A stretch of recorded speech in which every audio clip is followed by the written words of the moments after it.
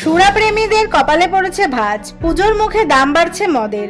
দেশি মদের দাম বোতল পিছু বাড়ার কথা ছিল 5 থেকে 10 টাকা। এরকম নিয়ম হয়ে গিয়েছে যে প্রতি বছরই বাজেটে নেশা সামগ্রীর মূল্যর বৃদ্ধি ঘটে। চলতি বছরে বাজেটে সিগারেটেরও দাম বেড়েছে।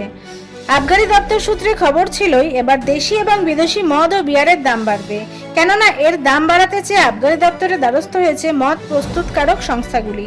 পাশাপাশি মদের উপর শুল্কও বাড়াতে চাইছে আবগারি দপ্তর। পশ্চিমবঙ্গে মদের দাম শেষবারের মতো বেড়েছিল 2021 সালে। এরপর 2022 সালে রাজ্যের দাম কমেছিল বিয়ারের।